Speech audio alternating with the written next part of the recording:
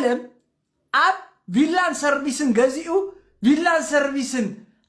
ኣብ ላዕል እንዳተቐመጠ ዝዋጋእ ሰውራዊ ኣጋጢሙኩም ፈልዶም ታሪክ ወዮ ታሪክ ኣይተምሩን እዮም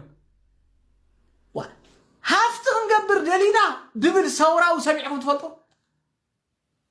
ሕጂ እንታይ ዝብለካ ዘሎ ብዕፅር ዝበለ ኣነ ነቶም መንእስያት ሓንቲ ነገር እየ ዝነገርኩም ትፈልጥዋ ኢኹም ግን ቶም ቆልዑ ቶም ናኣሽቱ ኩሉ ግዜ ኣስተውዕል መራሒኻ እንድሕር ዳ ካብ ናትካ መስዋዕት ይረብሕ ኣሎ ኮይኑ መሪሑ ኣብ ዝብፅሓ የብፅሓካ ነው ምክንያቱ ናትካ ቃልስን ናትካ ሽግርን ናትካ መከራን ምንጭ እቶት እዩ እቶት ናይ መራሒኻ ንስኻ እንተኾንካ ሽግር ይኹሉ ግዜ ብዙሓት ሰባት ድማ ኣብ ሽግር ናይ ኤርትራ ሚልዮነራት ኮይኖም እዮም ንሕና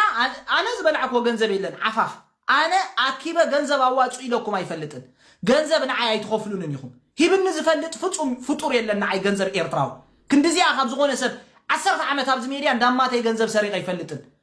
ሕፁብ ከም ጲላጦስ ኣነ ማንም ሰብ ኣደናጊረ ይፈልጥን ሕፁብ እንተ ሰማዕ ገሊኹም እምሮኹም ባስርሕዎ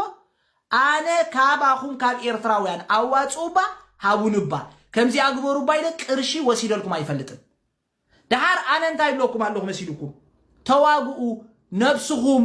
ኣብ ሓውየቱ ኢለኩም ኣይፈልጥን ኣነ ስለዚ ኣነ እንታይ ዝብል ርድኢት ዘለኒ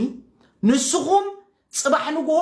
እንዳመትኩም እንዳጠፋእኩም እሞ ድማ ንዘይጭበጥ ዕላማ ኣብ